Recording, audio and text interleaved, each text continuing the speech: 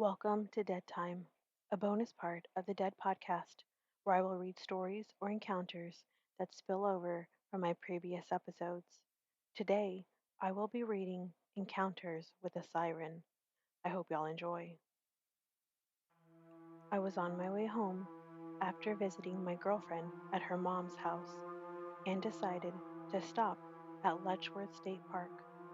I had been there once before, but I hadn't been to the gorge overlooks in the northern part of the 17-mile long preserve. It's one of the most popular tourist destinations in New York after Niagara Falls and Powell Caverns. But it was late in the fall, long past leaf season, so on that evening I was practically alone as I stopped at each of the scenic lookouts. I was sitting on a bench at the tea table overlook when I noticed a young woman talking on a payphone across the road. I hadn't seen a payphone in years. Forget about witnessing someone using one. She looked to be in her early 20s, had dark brown hair, and was wearing a red wind jacket with the hood up. I didn't watch her for too long because I knew how creepy it'd be if she caught me staring at her. It being near twilight and having no one else around but the two of us, which was why she startled me when she appeared by my side on the walkway. "Oh, hey, you scared me," I said, my voice cracking. She looked me over, not quite facing me, as she leaned against the waist high rock wall with its no climbing signs every few feet. "Have you been here before?" she asked. "Yeah, but I only saw the waterfalls, and I only stayed one night. It's nicer up here, I think," she replied, "especially now that everyone's gone." "Do you live nearby?" "Yes." She sat back on the wall. I could see most of her face, despite a few errant strands of her hair that spilled out from her hoodie. She was a pretty girl.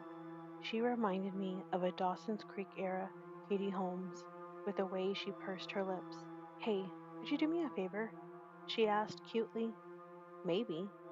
I already felt a little weird talking to this girl, who was probably 10 to 15 years younger than me. I was hoping that she wasn't going to ask for money or drugs. "Could you get the payphone if it rings again?" "Why?" "It's my boyfriend. He knows I come up here when I don't want to deal with his crap." "I guess." I was now curious. What should I say to him? She crinkled her nose at me and smiled. "Tell him you're on a date with me." I can't quite remember the idle chat that we made over the next few minutes before the payphone rang, but when it did, I didn't hesitate to get up and head towards the phone, ready to serve as this girl's receptionist. Before I crossed the road, I looked back. I'm not exactly sure why, maybe to gauge the girl's reaction, to see whether she was messing with me. But when I did check on her, I saw that she was standing on the rock wall, where it was explicitly stated that one should not stand. She was looking at me funny too. I might have described it as a smirk had the light not been so dim, and before I could even register that she was in danger, she had turned abruptly and dove headlong into the gorge. I yelped and ran to the wall, climbing up onto it myself and looking over to try and see if there was any hope. But there was no way to see directly down due to the shape of the rock face. When I heard a car coming, I jumped down and ran towards the road. All the while, the payphone kept ringing. Luckily, it was a ranger, and he stopped when he saw me coming. "Sir, this girl just jumped into the gorge."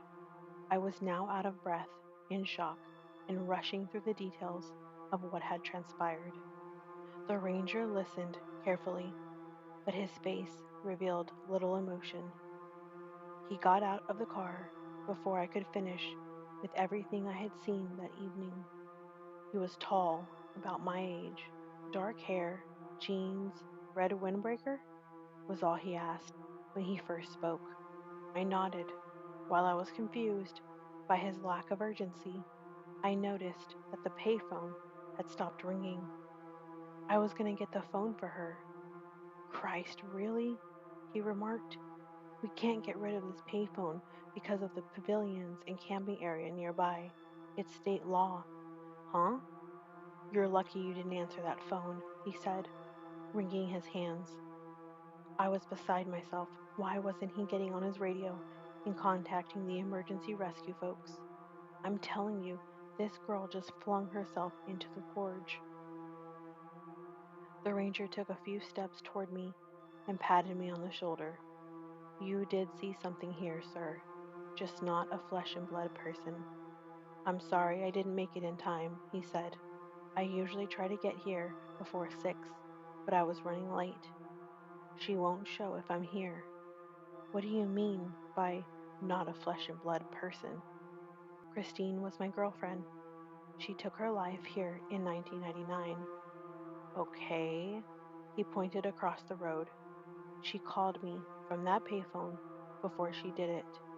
I tried to call her back, but it was too late, so I would have talked to you from 1999 had I picked up the phone, I said, trying to make sense of it all.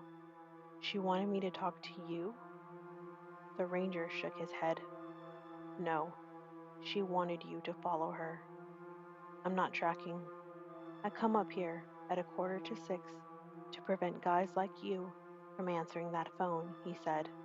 I don't know who's on the other end, but there have been witnesses saying that people answer that phone and then jump into the gorge moments later. Is that what all the memorial plaques on the tables are for? The ranger nodded. There have been 9 deaths here since Christine's. They all jumped from the same spot. I know for a fact that 4 of those people answered that phone. You're saying she's trying to get people to take their own lives. I don't think it's her, he replied. That's not her spirit. She was troubled, but she wasn't like that. Vindictive, she wasn't angry at this world. Then, something else is drawing people here and convincing them to jump? I asked. The only way to know for sure would be to answer the phone. That brings me to the end of Dead Time. Thanks for listening to the Dead Podcast. Please follow me on Instagram, Facebook, and TikTok at the Dead Podcast. Also, feel free to send in your stories, episode suggestions, or feedback at the Dead Podcast 1 at gmail.com or send me a DM on Instagram. Also, be sure to check out the new Dead Podcast merch. The link is in the show notes. If you enjoyed this show, please rate and review the podcast on whatever platform you are listening on, and be sure to come back next week for my next episode.